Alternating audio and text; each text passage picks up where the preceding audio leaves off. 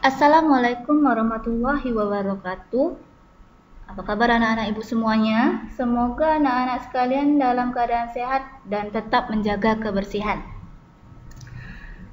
Baiklah, selamat berjumpa kembali dengan Ibu Arfiza di sini. Ibu akan menjelaskan di video pembelajaran ini kita akan membahas tentang pola barisan bilangan. Di mana video pembelajaran ini adalah lanjutan dari video pembelajaran sebelumnya yang berjudul tentang pola bilangan. Oke, untuk tidak memperpanjang durasi, diharapkan anak-anak ibu semua menonton video pembelajaran ini sampai habis. Oke? Adapun tujuan pembelajaran anak-anak ibu selama mengikuti proses pembelajaran ini, diharapkan anak-anak ibu dapat memahami pola bilangan Fibonacci, menentukan barisan bilangan Fibonacci, memahami barisan bilangan, menentukan suku ke N dari barisan bilangan, memahami barisan aritmatika, dan menentukan suku ke N dari barisan aritmatika. Bilangan Fibonacci. Di sini ada gambar Fibonacci. Ibu akan menyampaikan sedikit saja mengenai sejarah bilangan Fibonacci itu. Apa sih Fibonacci itu? Oke, bilangan Fibonacci pertama kali dikemukakan oleh seorang ilmuwan yang berasal dari Italia yang bernama Leonardo da Pisa atau dikenal sebagai Leonardo Pisano, yang lahir kisaran pada tahun 1175 sampai 1250. Beliau juga dikenal sebagai Fibonacci yang termasuk juga memiliki sebuah peran dalam mengenalkan sistem penulisan dan perhitungan bilangan Arab ke dunia Eropa. Leonardo ialah seseorang yang memperkenalkan bilangan deret. Kemudian setelah meninggal dunia, dia sering disebut sebagai Fibonacci. Kenapa? Karena berasal dari kata Filius Bonacci, yang artinya itu anak dari Bonacci. Ayahnya yang bernama William atau dikenal sebagai Bonacci, maka dari situlah kemudian Leonardo memiliki panggilan julukan Fibonacci yang berasal dari kata Filius Bonacci, yang artinya anak dari Bonacci. Jadi Fibonacci itu tidak ada sangkut pautnya dengan nama yang sebenarnya, yaitu Leonardo. Nah, itu adalah nama julukannya. Oke, selanjutnya ada pengertian pola bilangan Fibonacci. Tadi ada sejarahnya, di sini Ibu sampaikan lagi tentang pengertian pola bilangan Fibonacci itu. Pola bilangan Fibonacci, apa sih itu? Oke, yaitu pola bilangan yang mana suku ke N merupakan hasil penjumlahan dari beberapa suku sebelumnya. Misalnya, bilangan suku ketiga didapatkan dari penjumlahan dari suku pertama dengan suku kedua. Selanjutnya, suku keempat itu didapatkan dari penjumlahan suku ketiga dengan suku kedua. Itu jika dilihat dari polanya, berarti pola bilangan itu yang mana sukunya itu merupakan hasil penjumlahan dari dua suku sebelumnya. Tadi Ibu bilang pola bilangan Fibonacci, bilangan yang mana suku ke N merupakan hasil penjumlahan dari beberapa suku. Beberapa suku itu bisa saja dua suku sebelumnya, tiga suku sebelumnya, empat suku sebelumnya, tidak diketahui. Tapi jika polanya berurutan dua suku sebelumnya, maka pola tetapnya adalah dua suku sebelumnya, penjumlahan dua suku sebelumnya.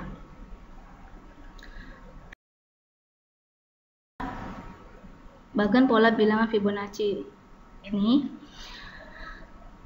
ada barisan bilangan 1, 1, 2, 3, 5, 8, 13. Jika dituliskan dengan bagannya, angka 1 ini sebagai dua angka bilangan awal. 1, 1. Lalu didapatkan angka 2. Angka 2 ini didapatkan dari 1 ditambah 1, 2 angka sebelumnya. Nah, ini dimaksudkan 2 angka sebelumnya. Lalu ada di sini 3. 3 di sini penjumlahan dari 2 ditambah 1, 2 angka sebelumnya. Lalu ada 5, 3 ditambah 2. Kemudian 8, 5 ditambah 3. Lalu titik-titik di sini kita bisa isi 8 ditambah 5, yaitu hasilnya 13.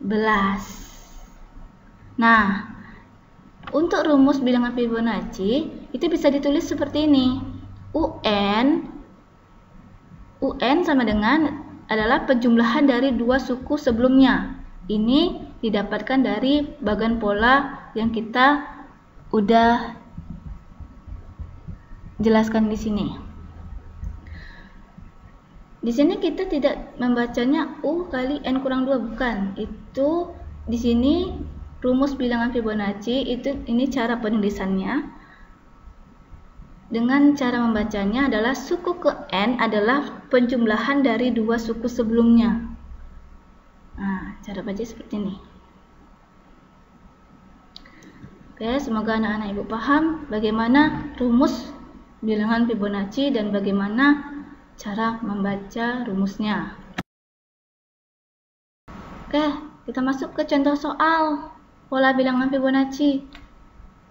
Ada barisan bilangan 4, 7, 11, 18, 29. Bisakah kalian menentukan 3 suku berikutnya? Oh, pasti bisa dong. Oke, di sini untuk suku pertama itu ada 4, suku kedua itu ada 7, suku ketiga 11, suku keempat 18, suku kelima 29. Nah, berarti 3 suku berikutnya. Berarti ada, kita cari suku ke-6, suku ke-7, suku ke-8. Kita lihat di sini 11. 11 untuk suku ketiga ini didapatkan dari 7 ditambah 4. Lalu lanjut di sini ada 18. Berarti 18 ini didapatkan dari 11 ditambah 7. Nah, pola ini berurutan. Berarti pola Fibonacci ini penjumlahan 2 angka sebelumnya, 2 suku sebelumnya. 2 ya. Berarti kita bisa mencari untuk suku ke-6, berarti 18 tambah 29 sama dengan 47. Untuk suku ke-7-nya berarti 29 ditambah 47, hasilnya 76. Dan suku ke-8-nya 47 ditambah 76, hasilnya 123. Jadi, 3 suku berikutnya yaitu 47, 76, dan 123. Oke, semoga penyampaian Ibu ini bisa dipahami dan bisa untuk kalian membuat soal latihan nanti. Oke, di sini ada barisan bilangan. Sebelum Ibu masuk ke barisan bilangan, sebenarnya barisan bilangan ini sudah ada di video pembelajaran pertama, yaitu pola bilangan, di mana pola bilangan itulah terbentuk barisan bilangan berurutan, berjajar. Nah, barisan seperti itu. Barisan itu adalah sekelompok bilangan yang berjajar. Nah, seperti itu. Tetapi memiliki pola aturan yang tertentu. Kita lihat di sini ada pola bilangan 2, 4, 6, 8 ya. Nah, di sini itu adalah pola bilangan genap. Kita ketahui kan? Nah, di sini ada juga 1, 3, 5, 7. Ini sebagai pola bilangan ganjil. Oke, di sini ada 3, 6, 9, 12, 15. Nah, di sini adalah pola bilangan tambah 3. Nah, di sini kan di setiap contoh ini memiliki aturan tertentu, memiliki rumus tertentu. Jadi, apa itu barisan bilangan? Yaitu himpunan bilangan dengan tingkat pengaturan tertentu dan dibentuk menurut sebuah aturan tertentu. Oke. Kan polanya barisan bilangan ini dibagi menjadi 2 bagian, yaitu ada barisan aritmatika sebagai barisan hitung dan barisan geometri sebagai barisan ukur. Di dalam video pembelajaran ini, Ibu sampaikan untuk materi barisan aritmatikanya.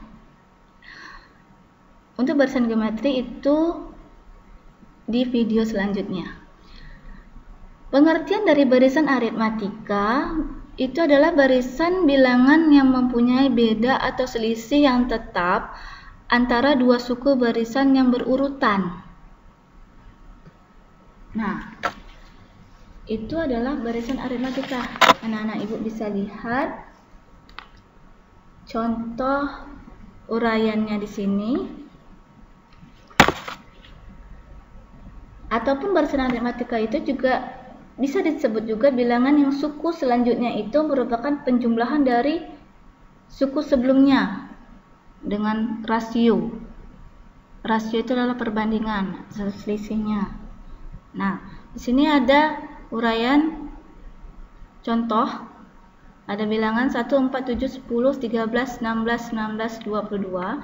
Di sini barisan bilangan ini mengalami penambahan 1 ke 4 berarti ada penambahan 3. 4 ke 7 adalah penambahan 3 juga. 7 ke 10 ada penambahan 3 juga. Nah, seterusnya di sini adalah tetap. Pola aturan ini tetap. Nah, kita bisa lihat berarti untuk pola barisan ini memiliki beda atau selisih 3 antara dua suku barisan yang berurutan. Berikutnya ada barisan bilangan 8, 4, 0, negatif 4, negatif 8, negatif 12, negatif 16, negatif 20. Nah, jika kita melihat dari suku pertama ke suku kedua itu mengalami pengurangan. Berarti 8 kurang 4 hasilnya 4, 4 dikurang 4 hasilnya 0, 0 dikurang 4 hasilnya negatif 4, dan seterusnya. Jadi, barisan bilangan ini memiliki beda atau selisih yang tetap antara dua suku barisan yang berurutan, yaitu negatif 4. Jika dia berurutan dan tetap, itu adalah merupakan barisan aritmatika. Nah, dapat disimpulkan dari dua contoh itu, jika bedanya bernilai positif, maka barisan aritmatika itu dikatakan barisan aritmatika naik. Sebaliknya, jika bedanya bernilai negatif, maka barisan aritmatika itu disebut barisan aritmatika turun. Beda itu adalah selisih. Oke. Jenis barisan aritmatika. Jenis barisan aritmatika itu maksudnya jenis aritmatika naik, jenis aritmatika turun.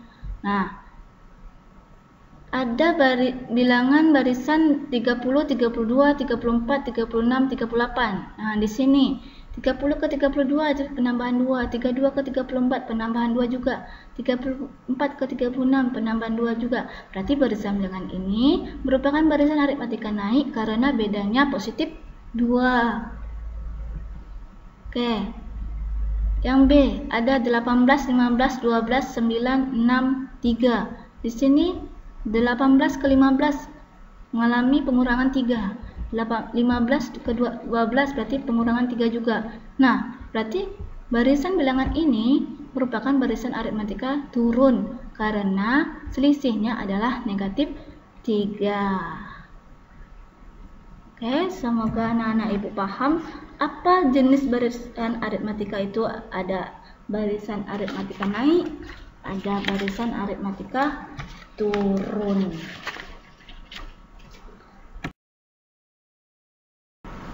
Oke, untuk rumus barisan aritmatika. Nah, sebelumnya kan anak-anak ibu sudah mengetahui apa itu barisan aritmatika turun dan barisan aritmatika naik. Nah, sekarang bagaimana sih mencari salah satu suku barisan jika yang diketahui hanya suku pertama dan bedanya saja? Lalu bagaimana sih caranya mencari beda atau selisih jika yang diketahui hanya suku pertama dan satu suku barisan lainnya? Nah, kita lihat dari uraian ini. Diketahui barisan bilangan aritmatika sebagai berikut. Nah, di sini ibu tidak pakai angka, ibu hanya menggunakan rumusnya saja. U1 ada U1, U2, U3 dan seterusnya sampai UN kurang 1 sampai dengan suku ke N. Dari barisan tersebut diperoleh U1 itu sama halnya dengan A. A adalah suku pertama dilambangkan dengan huruf A kecil. Jadi U1 sama dengan A. Nah, untuk rumusnya itu sendiri, untuk mencari U2 itu adalah U1 tambah B atau A ditambah B. Sama. Nah, seterusnya juga seperti itu. Sampai ke suku ke N. Suku ke N berarti UN kurang 1 tambah beda sama dengan A ditambah dikali N kurang 2 kali beda. A ditambah N kurang 2 tambah beda. Ditambah beda lagi. Sama dengan A tambah N kurang 1 dikali beda. Bedanya ini bisa di belakang dan bisa di depan di sini. Depan misalnya A ditambah beda dikali N kurang 1 itu sama saja. Jadi dengan penulisannya itu, untuk rumus ke N barisan aritmatika, UN sama dengan A ditambah N kurang 1 dikali beda. Oke, UN itu adalah suku ke N, A itu adalah suku pertama, N itu adalah banyaknya suku di sini. B ini adalah beda atau selisihnya.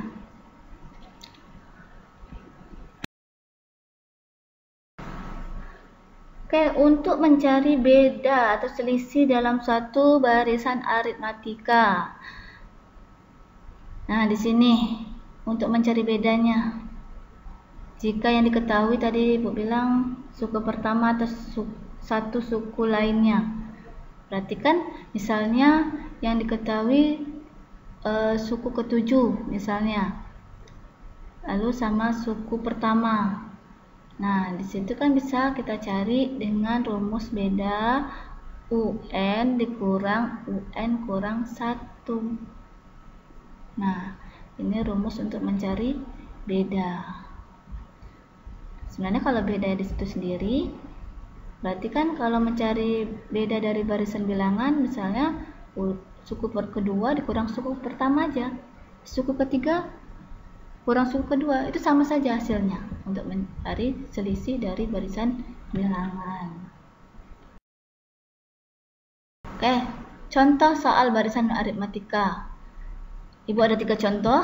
Untuk contoh pertama, di sini ada barisan bilangan 10, 13, 16, 19, 22, 25 dan seterusnya. Tentukan suku ke-12 barisan tersebut. Pertama-tama kita cari dulu selisihnya, beda.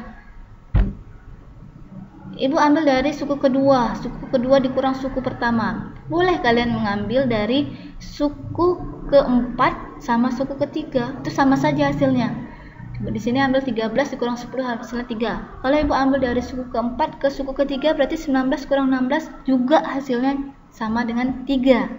Sama saja karena barisan aritmatika itu urutannya selisihnya tetap. Lalu sudah dapat bedanya adalah 3, kita masuk ke rumusnya. Rumus dari barisan aritmatika itu sendiri tadi adalah UN sama dengan A ditambah N kurang 1 kali beda.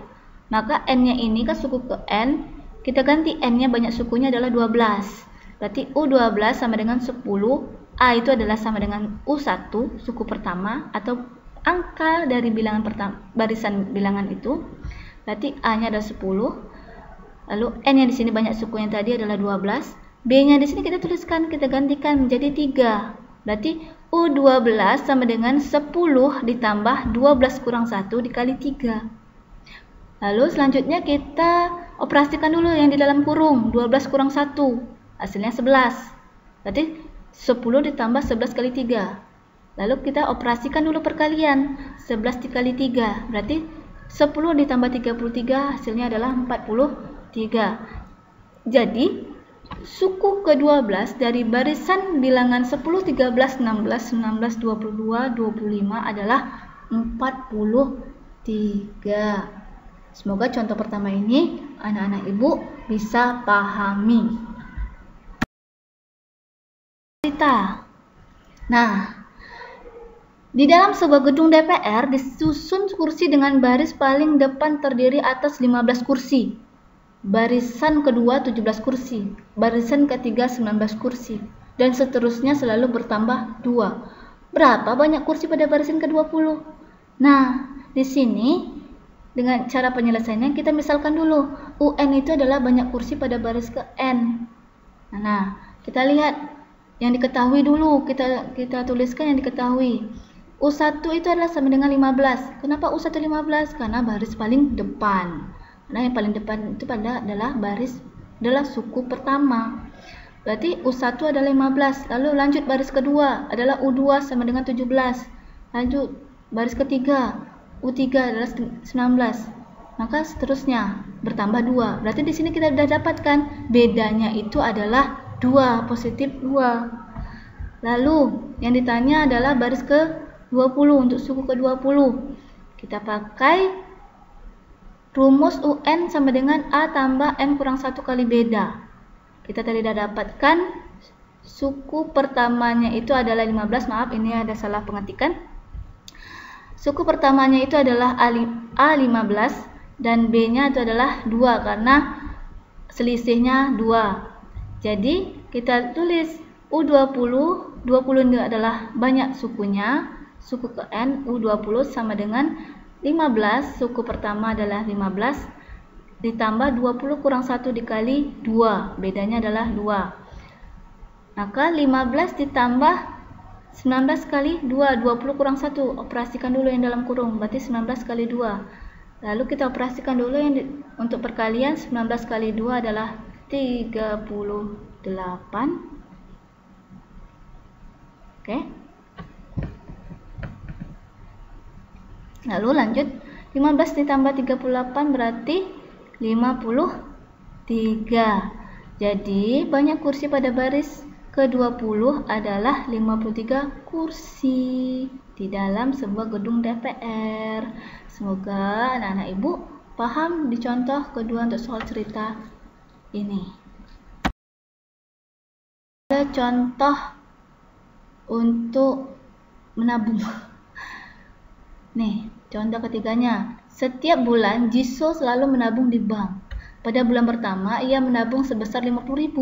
Bulan kedua ia menabung sebesar 55.000. Bulan ketiga ia menabung sebesar 60.000. Demikian seterusnya. Ia selalu menabung lebih 5.000 setiap bulannya. Nah, pertanyaannya, nyatakanlah uang yang ditabung Jisoo untuk 8 bulan pertama. Tentukan jumlah uang yang ditabung Jisoo jika untuk bulan ke-20. Nah, kita urutkan saja. Kalau dalam ribuan rupiah uang ditabung Jisoo untuk 8 bulan pertama berarti di sini 50 untuk bulan pertama, 55, 60, 65, 70, 75, 80 dan 85. Berarti 85.000 itu adalah untuk 8 bulan pertama Jisoo menabung di bank. Nah, untuk yang pertanyaan kedua, tentukan jumlah uang Jisoo pada bulan ke-20. Tidak mungkin kan kita berurutkannya dengan cara manual. Kita pakai rumus.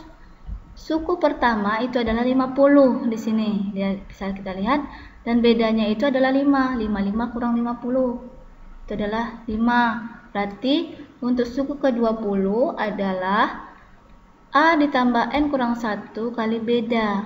A-nya itu adalah 50. N-nya itu adalah 20, banyaknya sukunya, berarti 50 ditambah 20 kurang 1 kali 5. Kita operasikan dulu dalam kurung, berarti 50 tambah 19 kali 5. Kita operasikan perkaliannya, 50 ditambah 95. Oke, berarti hasilnya 145. Jadi uang ditabung Jisoo pada bulan ke-20 adalah 145.000. Oke. Maka di 3 contoh soal yang berbeda ini semoga anak ibu dapat memahaminya untuk barisan aritmatika. Dan untuk anak-anak ibu semoga di video kali ini bisa menambah ilmu dan tetap semangat dan tetap mengerjakan